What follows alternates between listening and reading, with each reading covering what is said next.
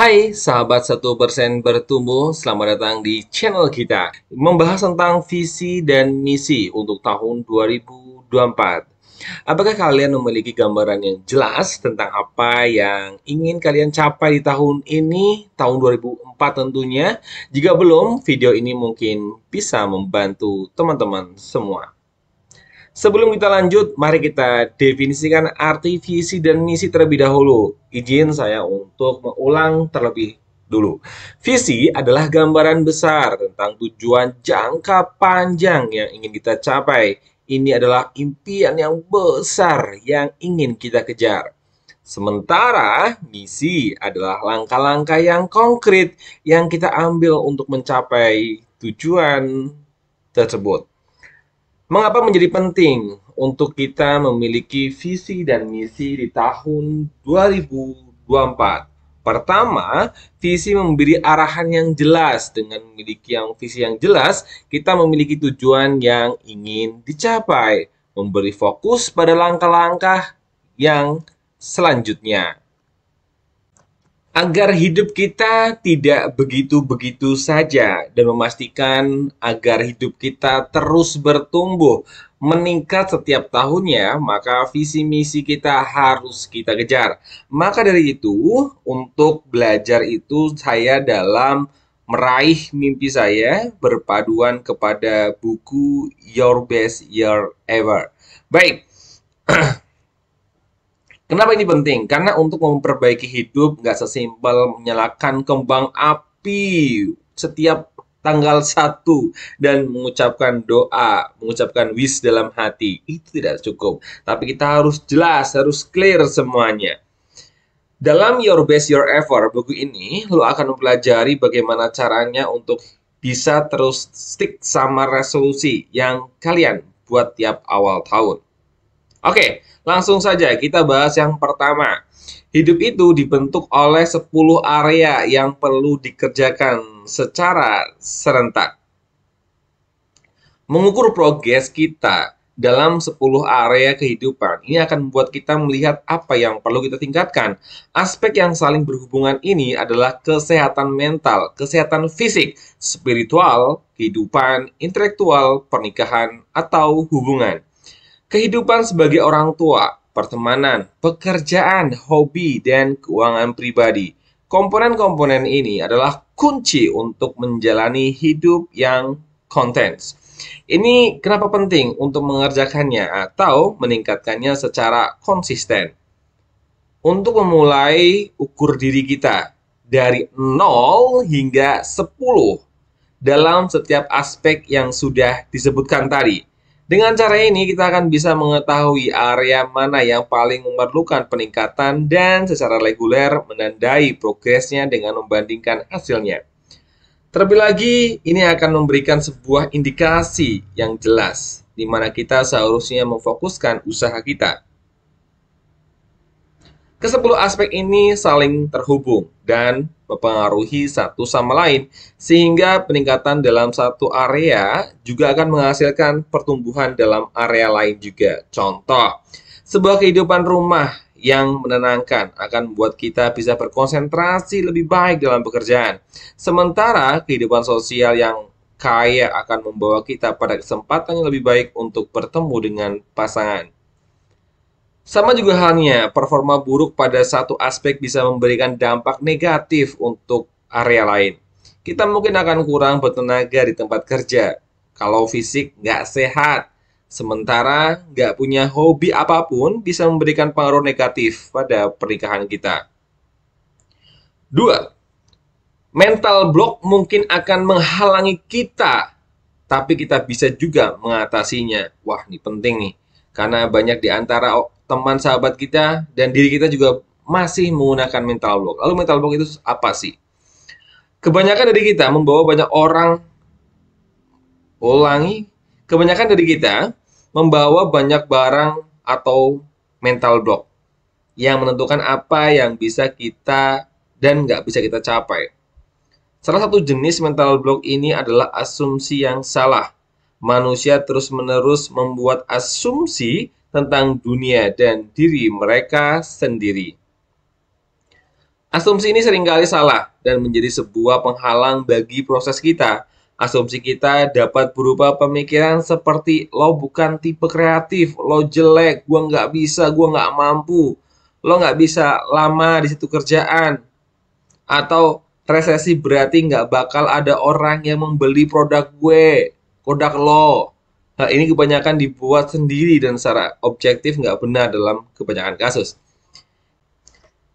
Kita juga membuat rintangan fisik dengan otak kita. Para pilot dulu berpikir kalau mustahil terbang lebih cepat dari kecepatan suara dan para atlet percaya kalau nggak ada manusia yang bisa lari sejauh 1 mil di bawah 4 menit.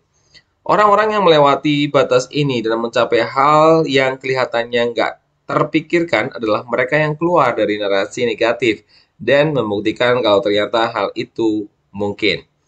Ini adalah mentalitas yang dimiliki oleh mantan General Office Angkatan Udara Amerika, Charles Elwood atau Chuck Yeager ketika dia memecahkan sound barrier-nya di tahun 1947. Di tahun 1954, atlet Roger Bennis juga mengacukan narasi nggak mungkin dengan berlari 1 mil dalam waktu 3 menit 59 detik. Dengan menyingkirkan standar umum batas fisik, baik Yeager maupun Bannister sukses ketika yang lain menyerah begitu saja. Setelah itu, banyak pesawat terbang telah memecahkan sound barrier. Banyak pelari telah mencatat rekor berlari 1 mil di bawah 4 menit setelah batasan yang dirasakan telah dilampaui. Dengan merevisi batasan yang dirasakan, kita nggak cuma bisa meningkatkan diri sendiri, tetapi kita juga bahkan bisa mengubah dunia. Di tahun 1963, dipercayai kalau civil rights movement nggak akan mengubah apapun. Kebanyakan berkata kalau usaha tanpa kekerasan nggak akan pernah mencapai perubahan. Rasisme sudah terlalu dalam berakar di masyarakat Amerika sehingga sudah nggak bisa diubah lagi. Tetapi Dr. Martin Luther King menolak untuk mempercayai hal ini sebagai kebenaran gak bisa disangkal. Ia kemudian memimpin sebuah gerakan protes yang damai dari 200.000 orang menuju Washington, di mana ia memberikan pidatonya yang terkenal, I Have a Dream. Dalam pidato ini, King mengganti pandangan dunia yang menyepelekan hal-hal yang ada dengan sebuah pandangan alternatif. Dia menjatuhkan mental block dalam banyak pikiran orang Amerika dan membukanya untuk perubahan. Ketiga, dibanding membiarkan kegagalan, masa lalu menarik kita keluar jalur, lebih baik belajar dari hal itu dan bertumbuh. Mungkin guru SD kita yang bilang kalau kita nggak punya harapan dalam dunia seni, atau mungkin juga kegagalan diet di bulan kemarin. Apapun kasusnya, pengalaman masa lalu bisa berkontribusi pada pemikiran negatif kita dan menahan kita dari melangkah maju. Sebuah pengalaman buruk di masa lalu bisa memberikan dampak terhadap kepercayaan diri kita dalam situasi di masa mendatang. Ada sebuah contoh yang membandingkan 80% remaja yang membuat resolusi tahun baru dengan 30% yang melakukannya tetapi berumur 60 tahun ke atas. Ada perbedaan di antara mereka karena orang yang lebih tua mempunyai lebih banyak pengalaman, kegagalan, dan halangan. Jadi mereka menjadi kurang optimis kalau harapan mereka bisa menjadi kenyataan. Tetapi ini adalah asumsi yang salah. Kita seharusnya jangan membiarkan pengalaman masa lalu mempengaruhi tindakan di masa depan. Malahan gunakan kegagalan sebelumnya itu sebagai saran yang berguna. Kegagalan terbesar penulis terjadi ketika dia bekerja sepanjang tahun untuk seorang lain. Seorang calon penulis yang berusaha membuat deal dengan penerbit besar. Ketika dekat akhir tahun, kliennya berhenti mengangkat panggilannya dan berhenti begitu saja. Penulis menyanyiakan 12 bulan untuk seseorang yang memutuskan untuk berjalan dengan penerbit lain di menit-menit terakhir. Sekarang pilihan yang mudah adalah untuk menyerah dan mencari pekerjaan baru, tetapi penulis menggunakan apa yang sudah dia pelajari selama 12 bulan untuk meningkatkan perusahaan dengan berbagai cara. Contohnya, dia sadar kalau seharusnya dia nggak boleh fokus dengan hanya satu klien dan lebih baik memperbesar jaringannya. Dia juga belajar untuk nggak pernah berasumsi kalau klien bakal menghargai kerja kerasnya. Untuk meminimalisir risiko, dia sekarang meminta kliennya untuk menjelaskan apa yang sebenarnya mereka cari dari partnership. Sama pentingnya seperti mengatur target masa depan buat diri sendiri, penting juga tahu kalau tujuan yang kita atur itu bisa dicapai. Mari kita lihat bagaimana cara kita bisa mencapai hal ini dalam bagian berikutnya. Keempat, buat tujuan yang menantang tapi tetap realistis. Beberapa target yang kita tentukan buat diri kita sangat enggak realistis, sampai-sampai para orang paling jenius di dunia ini juga enggak bisa mencapainya. Di sisi lainnya, terkadang tujuannya mungkin terlalu mudah sehingga kita kehilangan motivasi untuk mencapai dan untuk meraihnya. Karena nggak membutuhkan banyak usaha, kunci untuk memastikan level antusiasme yang tinggi adalah dengan mengarah pada sebuah tujuan yang masih dalam kemampuan kita.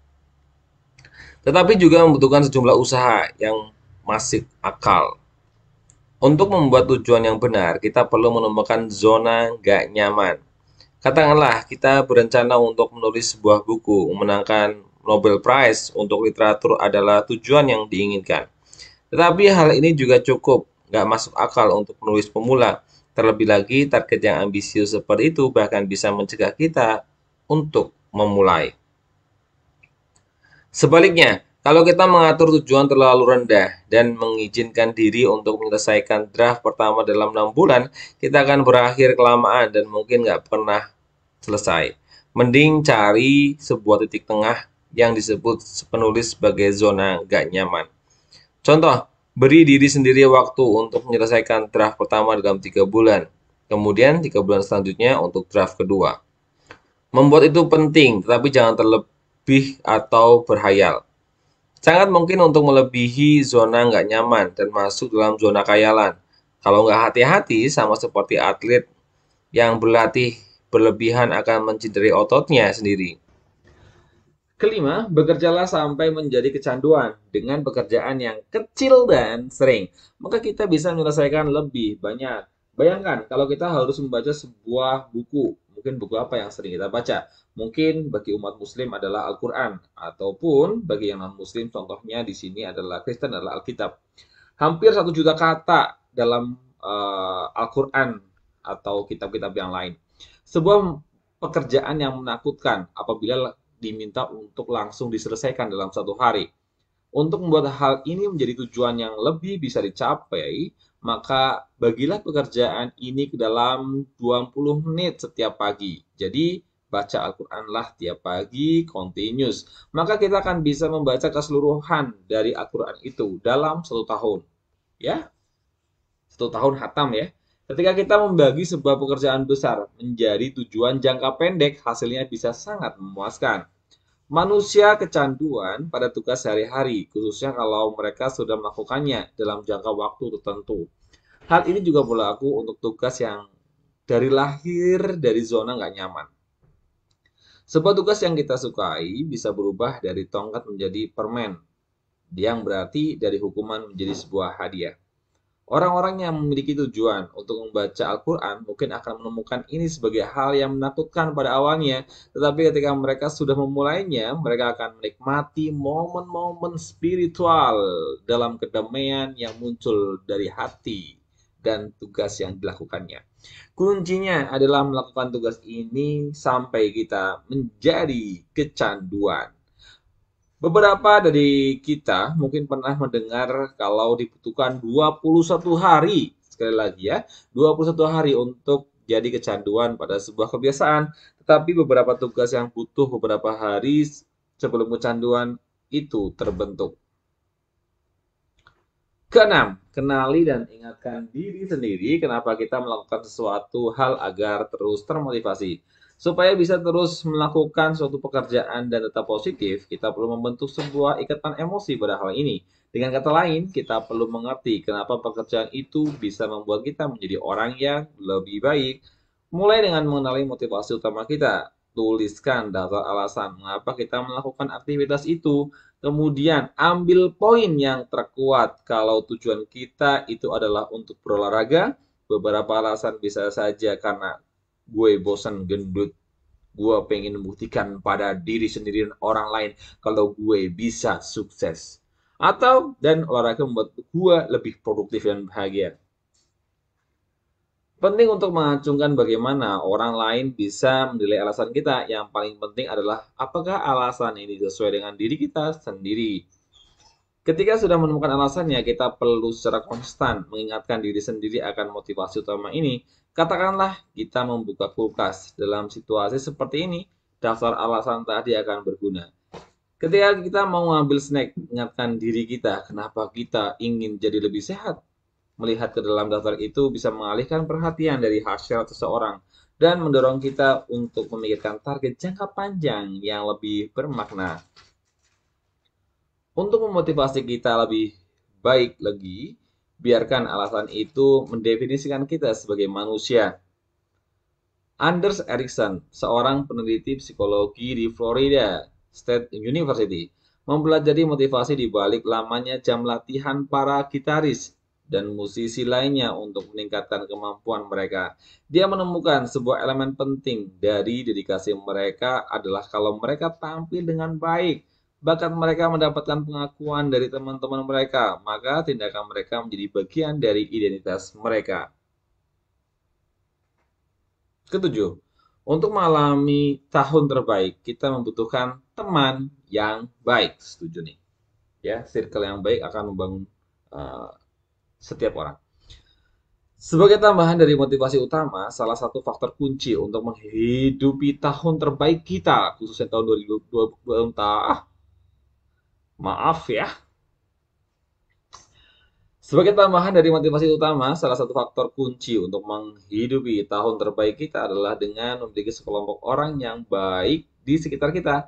Ini berarti menemukan para individu yang bisa mendukung tujuan kita. Apakah itu orang yang ingin melihat hasil dari pekerjaan kita, atau mereka yang ada dalam jalan yang sama bisa menawarkan semangat dan saran. Orang adalah sumber yang siap sedia ketika kita membutuhkan pengetahuan dan pengalaman yang sesuai. Mereka bisa saja anggota dari sebuah komunitas atau seorang mentor. Kebanyakan mereka akan merasa senang mewariskan kemampuan dan pelajaran mereka kepada orang yang mencarinya. Bergabunglah dengan sebuah komunitas. Itu adalah salah satu cara menemukan orang-orang yang suportif untuk membantu kita dengan tujuan kita. Baik, terima kasih. Jangan lupa like dan subscribe.